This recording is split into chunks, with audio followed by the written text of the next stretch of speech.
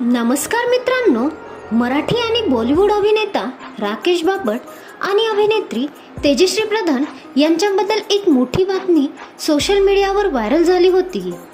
चर्चा अशी होती की हे दोघं लवकरच लग्न करणार आहेत, अगदी मे महिन्यातच। राकेश बापटचं आधीच रिद्धी डोगरासोबत लग्न झालं होतं, पण नंतर त्यांचा घटस्फोट झाला आहे।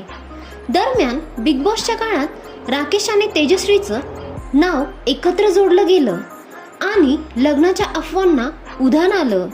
पण ट्विस्ट इथेच आहे, राकेश बापटच्या बहिणीने स्पष्ट सांगितलं की त्यांनाही ही बातमी थेट सोशल मीडियावरूनच कळली।